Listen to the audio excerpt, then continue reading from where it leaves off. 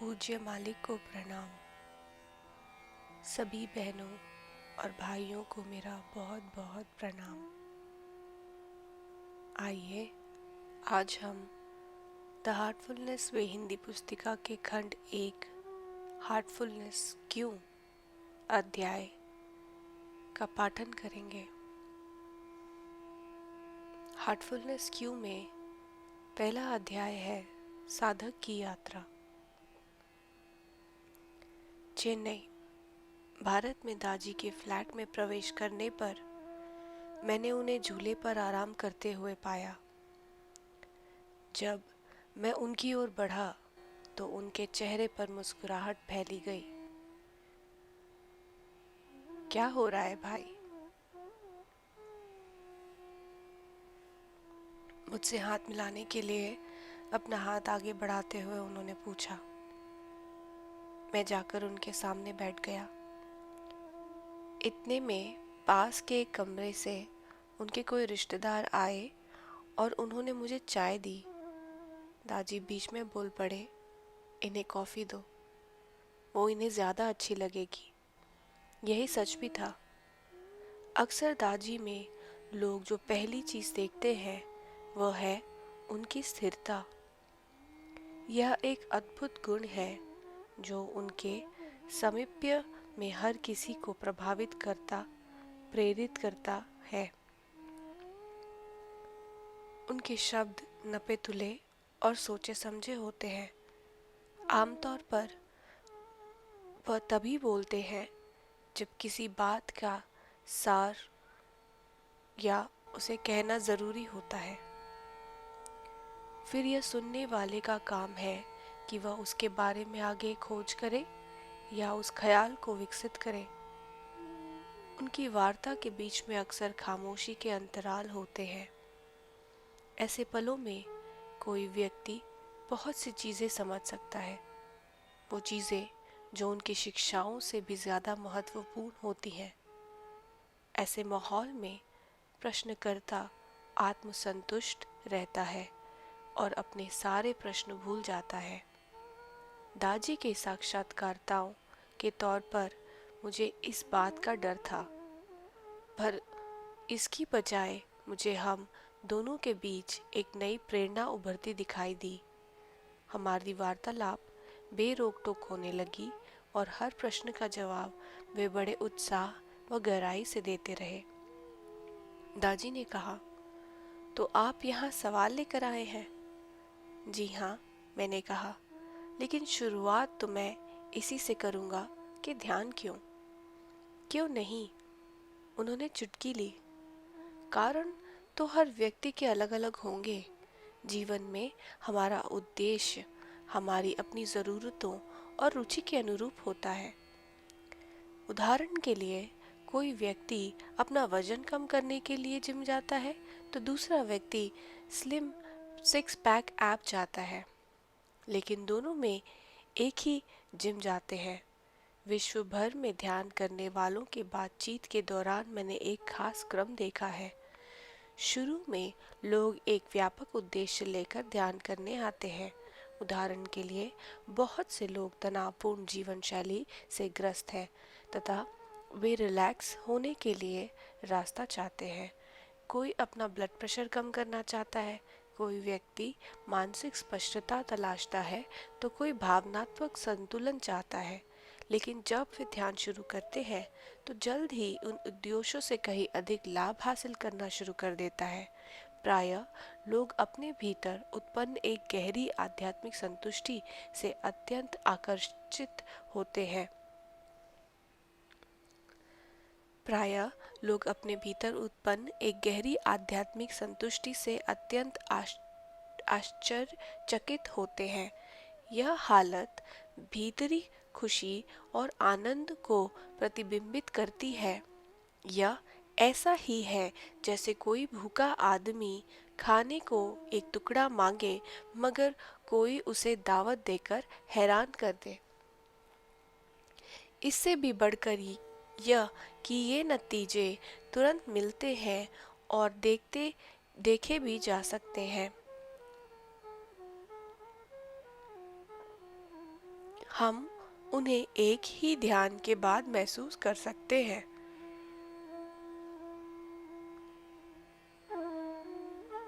क्या होगा जब आप दूसरी और तीसरी बार भी ध्यान करेंगे?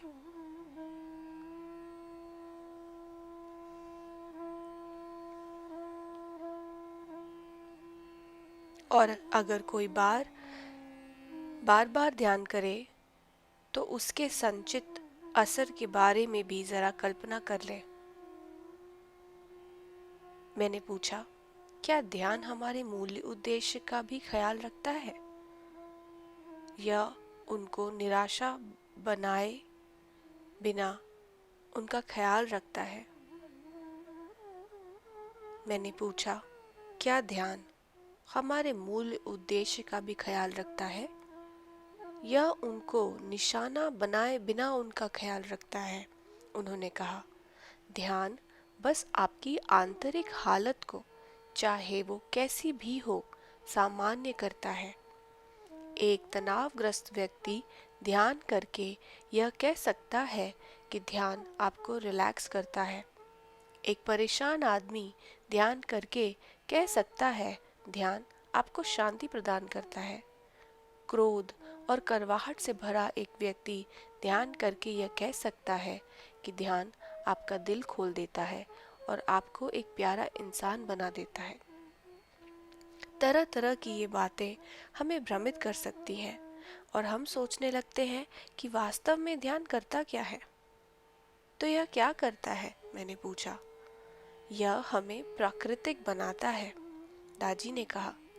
जैसे जैसे आप प्राकृतिक बनने की ओर बढ़ते हैं तो आप में जो अप्राकृतिक है वह गायब होने लगता है।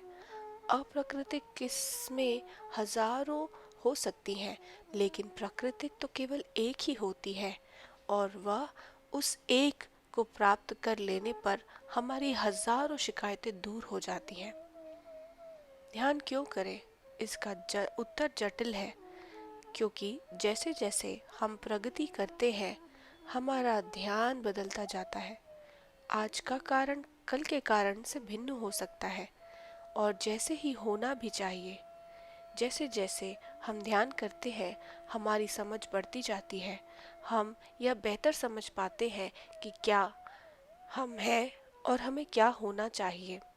ध्यान वह साधन है जो हमें इस अनंत यात्रा पर ले जाता है।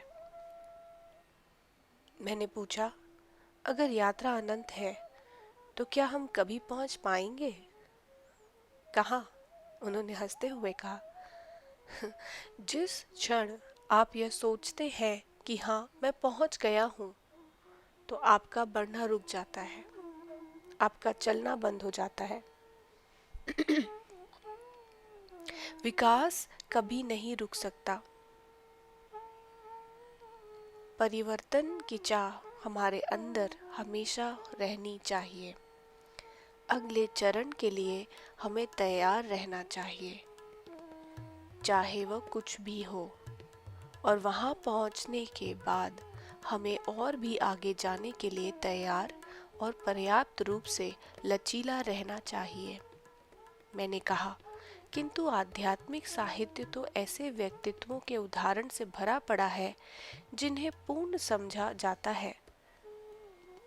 क्या आपको लगता है कि उन्होंने स्वयं ही अपने बारे में ऐसा कहा होगा? उन्होंने पूछा। गणित में एक एसिम्प्टोट होता है। यह एक रेखा है जिसके पास से एक वक्र गुजरता है और इस रेखा को अनंत पर काटता है।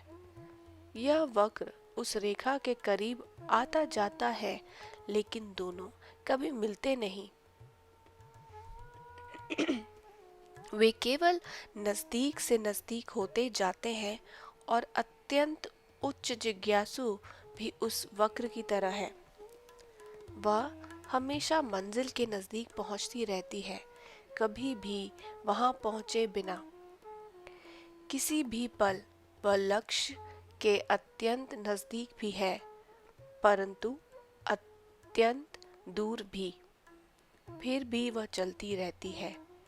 जब तक जिज्ञासु का अस्तित्व है, यात्रा भी अनंत है।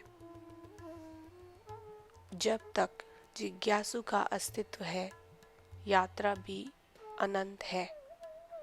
तो हम किस की ओर बढ़ रहे हैं? मैंने पूछा। स्वार्थ से निस्वार्थ की ओर, उन्होंने कहा। प्रतिक्रिया करने वाले मन से प्रत्युत्तर देने वाले दिल की ओर, अहंकार की कैद से अहंकार से मुक्ति की ओर, यहाँ और अभी से शाश्वत व समय रहित अस्तित्व की ओर, साकार पूजा से निराकार की ओर, संकुचन से विस्तार की ओर, बेचैनी से चैन की ओर, बनावट से असल की ओर, हट से स्वीकार्यता की ओर, असंतुलन से संतुलन की ओर, अंधेरे से उजाले की ओर, भारीपन से हल्केपन की ओर, स्थूलता से सूक्ष्मता की ओर, परिधि से अस्तित्व के उद्यम स्रोत या उच्च स्वर की ओर। तो देखिए, ध्यान का उद्देश्य हमें बदलना है, धर्म का उद्देश्य भी हमें बदलना है। यही आत्म सहायता और मानसिक चिकित्सा पद्धति का भी उद्देश्य होता है। फिर भी जब हम अपने आप को किसी तरह बदलने की कोशिश करते हैं तो हमें जड़त्व की बड़ी ताकतों का सामना करना पड़ता है, जो हमें ध्येय प्राप्त करने से रोकती है।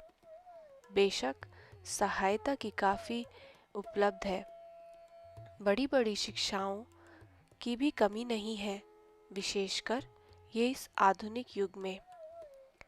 एक माउस की क्लिक से हम लगभग किसी भी परंपरा की दौलत तक पहुंच सकते हैं। हम कितने ही विषयों पर नवीनतम वैज्ञानिक अनुसंधान देख सकते हैं। यह सूचनाओं का युग है, फिर भी सूचनाएं हमारी बस इतनी ही मदद कर सकती हैं। दादी हंसते हुए बोले, मुझे एक पुराना शेर याद आता है। किताबों में दब के मर गए कीड़े किताब के, पाई न किसी ने फजीलत की सनद। जिसका अर्थ है, कीड़ों ने हजारों किताबें खा लिए, लेकिन उन्हें इस ज्ञान का कोई प्रमाण पत्र नहीं मिला। ऐसा होता है किताबी कीड़ा, चाहे जितना ज्ञान वह हासिल कर ले, लेकिन वह उसे ज्ञानी नहीं बना सकता। ज्ञान हमें बदल नहीं सकता। उदाहरण के लिए, जब सब जानते हैं कि धैर्य एक गुण है, पर इस बात का ज्ञान हमें धैर्यवान बनने के पर्याप्त ही होता है। इस तरह हम सब प्रेम की कीमत जानते हैं। दुनिया में सभी महान शिक्षकों ने इसके बारे में कहा है, लेकिन प्रेम के बारे में जानता तथा इसे महसूस और जाहिर करना बिल्कुल दो अलग अलग बातें हैं। इससे हम क्या सीखते हैं? अगर अकेली शिक्षा ही काफ़ी होती तो अभी तक तो हम सब बदल चुके होते। आखिरकार बहुत ही महान विभूतियाँ हमसे पहले आईं और हमारे पीछे महान शिक्षाएं छोड़ गईं, फिर भी दुनिया वैसी की वैसी ही है। इसलिए बड़ी बड़ी शिक्षाएं बड़े बड़े ज्ञान प्राप्त नहीं कर पाते। उदाहरण के लिए हो सकता है कि आप ईश्वर की सर्वव्यापकता में विश्वास रखते हो, लेकिन क्या उसकी सतत उपस्थिति भी आप अपने जीवन में महसूस करते हैं? अगर नहीं, तो यह विश्वास आपकी मदद कैसे करेगा? यह आपको सुकून दे सकता है, किंतु विश्वास के बल पर अर्जित सुकून इसके पीछे की हकीकत के अनुभव का स्थान नहीं ले सकता। तभी कोई कमरे में दाखिल हुआ। उसने हमें भोजन के लिए कहा। आइए खाना खाएं, दादी बोले। हम मेज पर बैठ गए, लेकिन देखा कि भोजन अभी तैयार नहीं था। जाहिर है कोई गलतफहमी हुई होगी। दादी हंसे और बोले, देखिए, यही मैं कह रहा था कि केवल भोजन के वादे से आप किसी व्यक्ति का भूख नहीं मिटा सकते। और ना ही मात्र विश्वास के एक तड़पते दिल की प्यास बुझाई जा सकती है। कुछ देर बाद भोजन परोसा गया। हमने खामोशी से खाया। फिर दादी बोले, ध्यान से हम अपने भीतर प्रवेश करते हैं और किसी उच्चतर चीज से जुड़ जाते हैं। इसीलिए हम चाहे कहीं पर भी हों, इसे पा सकते हैं। हमें तीर्थ यात्रा करने की आवश्यकता नहीं है। हमें अपने पोशाक, अपनी आदत या अपना नाम बदलने की ज़रूरत नहीं है। हमें अपनी आंखें बंद करके खामोशी से ध्यान में बैठने के अतिरिक्त और कुछ भी करने की ज़रूरत नहीं है। इस प्रकार हम व्यवहारिक आध्यात्मिक अनुभव प्राप्त करते हैं। अनुभव या आध्यात्मिकता और धर्म के अंतर को बनाता है। बिना अनुभव के तो विश्वास खोखला है। यह बहुत ही सूक्ष्म चीज है। सांसारिक जीवन में तो अधिकतर लोग यह समझते हैं। उदाहरण के लिए विज्ञान के विषय के दो भाग होते हैं, लेक्चर और लैब। लेक्चर में आप सिद्धांतों को समझ सकते हैं, लेकिन उनको घटित होता आप प्रयोगशाला में ही देख सकते हैं। यह व्यवहारिक रूप से उनसे परिचित हो जाते हैं। किन्हीं और से ग्रहण किए गए आपके ज्ञान को साक्षात अनुभव का समर्थन मिल जाता है। आध्यात्मिक मामलों में फिर भी लोग लकीर के फकीर ही होते हैं। हाथों हाथ दिए गए ज्ञान से वे असहज महसूस करते हैं, कहीं और की शिक्षाओं पर भरोसा करते हैं। फिर भी एक समय तो आता है जब दिल व्यक्तिगत अनुभव की मांग करता है। ज्ञान उस मांग को पूरा नहीं कर सकता, विश्वास भी पूरा नहीं कर सकता। फिर वे आध्यात्मिकता की तलाश में लग जाते हैं। कृपया इसे धार्मिक विश्वास की आलोचना न समझें। धर्म एक बुनियाद है, लेकिन जरा बताएं तो कि बुनियाद किसे कहते हैं जिसके ऊपर निर्माण करना होता है। कोई धार्मिक शिक्षा सच हो सकती है, लेकिन आपके लिए इसका तब तक कोई मतलब नहीं जब तक कि आप उस सच्चाई को स्वयं न महसूस करें। किसी शिक्षा का सच होना भी काफी नहीं है। सच तो यह है कि आपके लिए होना चाहिए। सत्य का अनुभव व्यवहारिक तौर पर होना चाहिए और ध्यान उसका साधन है। जब हमारे पास व्यापारिक अनुभव नहीं होता तो विभिन्न धर्म प्रायः अलग अलग भाषाएं बोलने प्रतीत होते हैं। फिर हमें केवल ईसाई, बौद्ध, हिंदू, मुस्लिम और अन्य यही दिखाई देते हैं। हो सकता है कि इसके बीच का अंतर दूर करने का प्रयास हम धर्म के जानने के प्रयत्न से करें। फिर भी यह हो सकता है कि उसका ज्ञान होने पर भी वे एक दूसरे से भी ज्यादा अलग दिखाई देने लगे। हम देखते हैं कि किस प्रकार ईसाई स्वर्ग का साम्राज्य तलाश करते हैं, बौद्ध निर्वाण के लिए प्रयत्न करते हैं, हिंदू मोक्ष और अहम ब्रह्मास्मि के पीछे लगे रहते हैं, और सूफी फना है फना और बका है बका के लिए प्रयत्न करते हैं। हमारे मन में आता है कि यह तो पक्का हो गया है कि वे सब एक ही सत्य को नहीं मानते। कोई एक अगर सही होगा तो बाकी सब गलत होंगे। अब हम बहस करने लगते हैं। हम झगड़े में कौन कौन का ईश्वर सच्चा ईश्वर है इसमें लग जाते हैं। हम झगड़ते हैं कि कौन सा दर्शन सच्चा दर्शन है। हम संस्थापकों की वैधता पर भी बहस करने लगते हैं, और कुछ लोग तंग आकर नास्तिक बन जाते हैं। वे सोचते हैं कि ये सभी धर्म गलत होंगे। परंतु जब आप ध्यान करते हैं और इसमें से कुछ अवस्थाएं का सचमुच अनुभव करते हैं, तब जाकर आपको एहसास होता है कि ये सब एक ही है। फिर आपके लिए कोई एक खास नहीं हो सकता। आप यह दावा नहीं कर सकते कि केवल आपकी परंपरा ही ठीक है। उल्टे आप ही सभी की मान्यताओं को स्वीकार करने लगते हैं। फिर झगड़ा किस बात का? इसलिए मैं हमेशा यही सलाह देता हूँ कि आपकी परंपरा कोई भी हो, उस पर कायम रहे, लेकिन ध्यान भी करें। ध्यान आपको गहराई में ले जाकर उसके सार को खोजने में मदद करता है। तब आपको मालूम पड़ता है कि समस्त धर्मों का एक ही सार है। यह ऋग्वेद की एक मशहूर पंक्ति एकम सदीप्वा बहुधा वदंती की भांति है। सत्य एक है। ज्ञानी लोग इसका वर्णन विभिन्न तरीके से करते हैं। फिर दादी ने अपने एक खास अंदाज में यू टर्न लिया। फिर भी ध्यान के हमारे अनुभव चाहे कितने भी प्रभावशाली हो, वे हमें बदल पाने में हमेशा कामयाब नहीं होते। उन्होंने कहा, हमारे अनुभव अत्यंत गहन हो जाते हैं, अत्यंत आनंददायक हो सकते हैं, लेकिन फिर भी व्यक्तिगत अनुभव के द्वारा व्यक्तिगत परिवर्तन मुश्किल से ही हो पाता है। क्या आनंद की दशा में हमें स्वतः ही दयालु बना देती है? क्या आनंद हमें प्रेममय बना देता है? उन्होंने अपनी सहमति जताई। तो फिर अनुभव की चर्चा ही क्यों? मैंने पूछा। एक गधे को जब आप चलाना चाहते हैं तो उसे कुछ हरी घास दिखानी पड़ती है, उन्होंने मुस्कुराते हुए कहा। फिर तो यह प्रोत्साहन की बात है, मैंने कहा। अगर ध्यान में हमें बेहतरीन अनुभव न हो तो मेरा ख्याल है कि फिर शायद ही कोई ध्यान करे, उन्होंने कहा। ध्यान हमारा परिवर्तन करता है, किंतु ध्यान करते रहने के लिए हमारे पास कोई तो कारण होना चाहिए, मैंने कहा। लेकिन मेरा मानना है कि हमारे अनुभव ध्यान करते रहने के लिए हमारे प्रोत्साहन से भी ज़्यादा काम करते हैं। वे हमें कुछ सिखाते भी तो हैं, हाँ, लेकिन इसका यह मतलब भी नहीं कि हम उनसे सीखते ही हैं। ध्यान, दादी ने पलट कर जवाब दिया, पर ध्यान में हम बदलते ज़रूर हैं। ध्यान का अभ्यास हमारे अस्तित्व के गहरे स्तर पर कार्य करता है, जबकि ज्ञान और अनुभव केवल सचेत स्तर पर कार्य करता है, जो पर्याप्त नहीं है। हमारे विचारों, रवैयों, भावनाओं और आदतों की जड़ें अवचेतन से असीम विस्तार में फैली हुई हैं।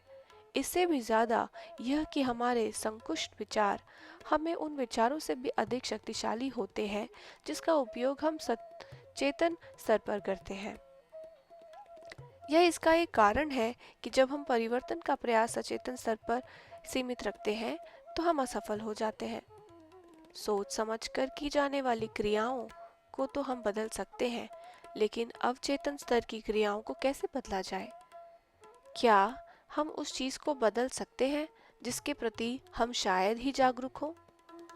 यही हमारी सबसे बड़ी बाधा होती है जब हम अपने जीवन के एक अर्थपूर्ण परिवर्तन लाने की कोशिश करते हैं। एक सच्चा परिवर्तन लाने वाले कारक को केवल ऊपरी स्तर पर ही कार्य नहीं करना चाहिए, बल्कि हमारे अस्तित्व के हर एक स्तर पर उसे कारगर होना चाहिए, उसे संपूर्ण होना चाहिए। ध्यान का सही अभ्यास हमारे प्रयासों के इस अंतर को भर देता है। यह गहनतम स्तर पर कार्य करता है और हमारे भीतर विकास की सुप्त शक्तियों को सक्रिय कर हमें विकास के मार्ग पर आगे ढकेलता है। परिवर्तन की प्रक्रिया अब अपने आप होने लगती है। अक्सर यह हमारे जाने बिना ही हो जाता है।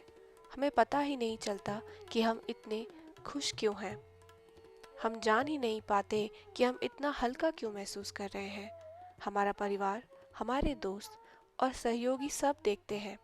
वास्तव में अब उनकी जिंदगी में हमारी उपस्थिति भी एक परिवर्तनकारी क्षण बन जाती है। अब हमारा सांस लेना प्रेम, हमारा चलना फिरना प्रेम, हमारा बोलना प्रेम और हमारा जीवन प्रेम बन जाता है। हम बात कर रहे थे कि किस तरह ज्ञान और अनुभव दोनों हमें निराश करते हैं, लेकिन उसमें ध्यान का व्यवहारिक तत्व जोड़ देने से वे अत्यंत उपयोगी बन जाते हैं।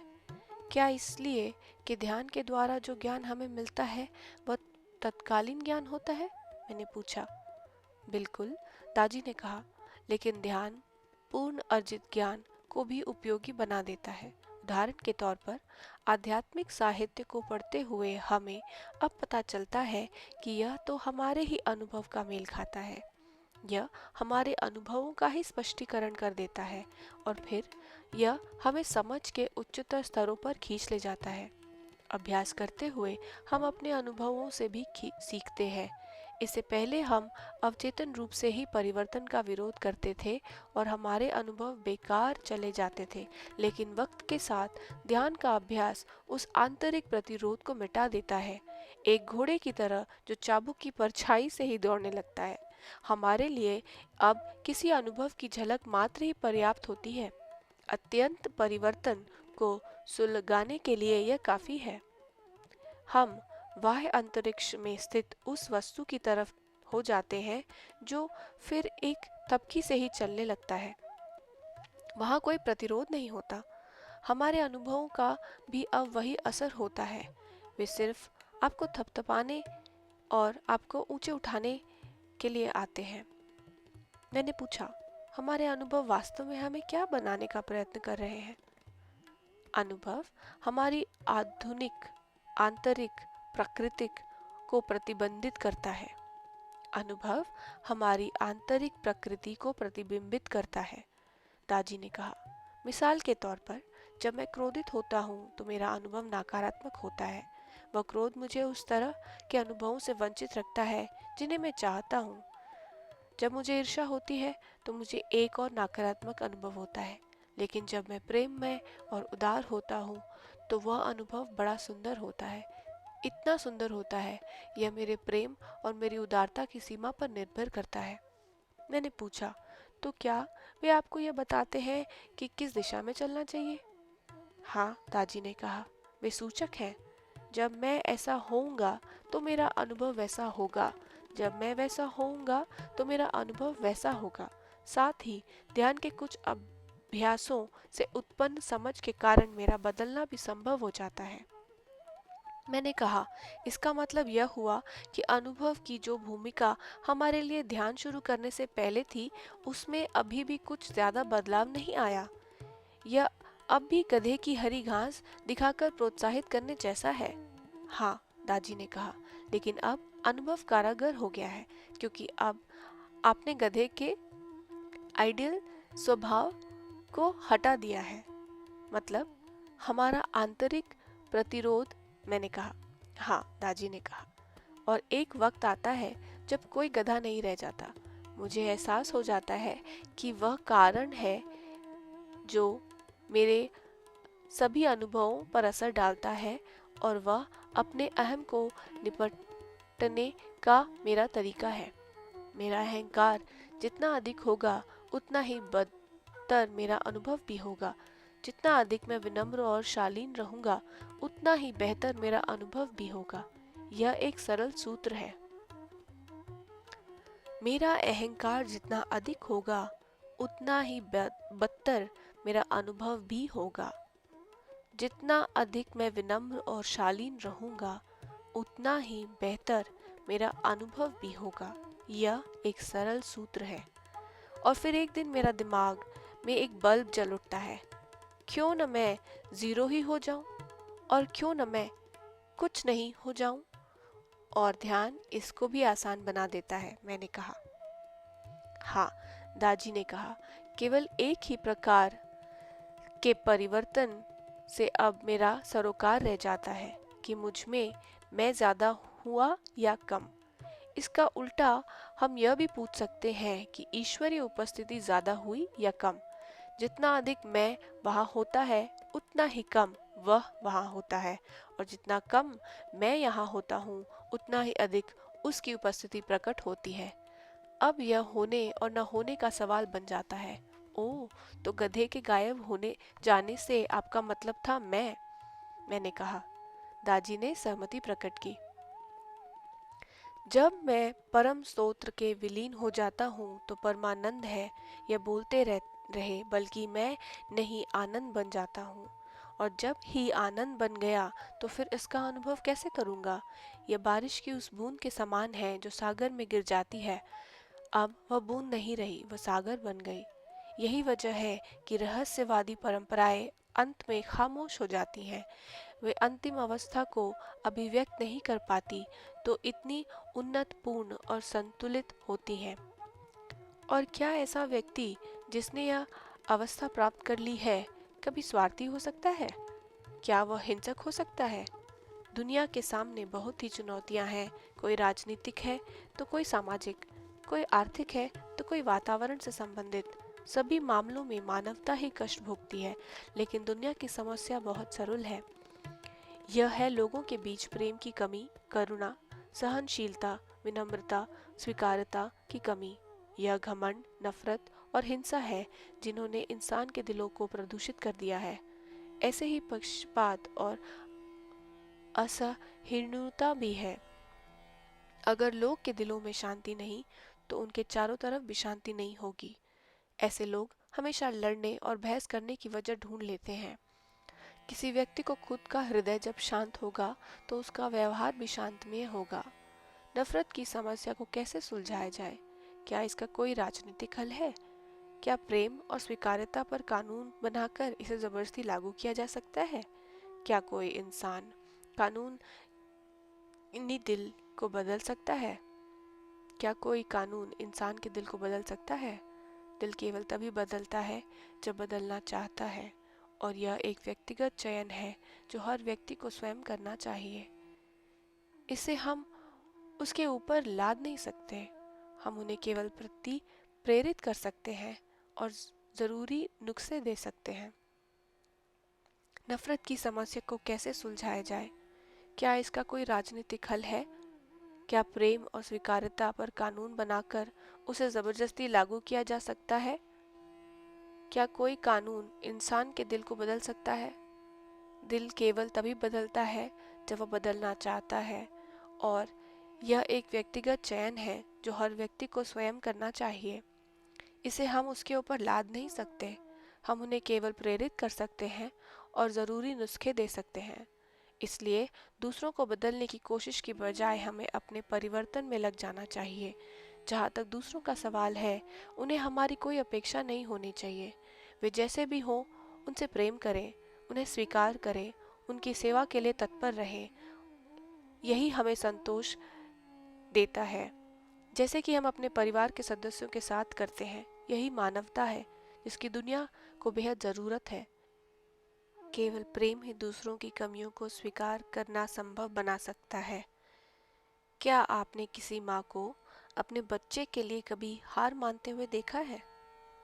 चाहे उसका बच्चा दुर्व्यवहार करता हो, या स्कूल से निकाला गया हो, या इससे भी कुछ बुरा करता हो, माँ हमेशा उसी का पक्ष लेती है। दूसरे लोग भले ही उससे तंग आ चुके हों। ऐसा माँ के प्रेम के कारण होता है। जहाँ प्रेम होता है वहाँ स्वीकार्यता होती है। जहाँ प्रेम होता है वहाँ क्षमा होती है। जहाँ प्रेम होता है वहाँ करुणा होती है। प्रेम हर श्रेष्ठ गुण की जड़ है। प्रेम हर श्रेष्ठ गुण की जड़ है। इसलिए जहाँ प्रेम होगा तो क्या वहाँ आपको किसी और गुण की आवश्यकता पड़ेगी? जब प्रेम होता है तो स्वीकार्यता, क्षमा और करुणा किसी की जरूरत नहीं रह जाती। अकेला प्रेम ही काफी है। किसी अन्य गुण की जरूरत नहीं रह जाती। हम सब यह जानते हैं, भूतकाल के और वर्तमान के सभी महान शिक्षकों ने ऐसा ही कहा है। लेकिन यदि शिक्षाएं ही पर्याप्त होती तो क्या हम अभी तक बदल नहीं गए होते? यह इस अध्याय का अंत है। जैसा कि हमने इस पूरे अध्याय में सुना, दाजी हमें ध्यान के द्वारा अनुभव करने और अपने चेतन और अवचेतन मन में परिवर्तनों के अनुभव को महसूस करने की एक सजेशन दे रहे हैं।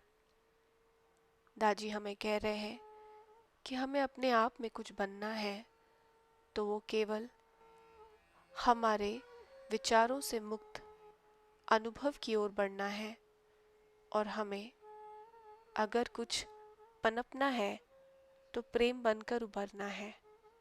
क्योंकि यदि शिक्षाएं ही पर्याप्त होती तो हम सभी बदल गए होते। हम बदल सकते हैं केवल अपने अनुभव से। तो मैं आप सबसे निवेदन करती हूँ कि इस ध्यान की पद्धति को अपनाएं, अपने अनुभव से इसे समझें और महसूस करें कि आप में जो परिवर्तन है वो आपको क्या बना रहा है। दादी के आशीर्वाद और प्रेम से हम सब वो बने जैसा वो हमसे अपेक्षा करते हैं। प्रणाम।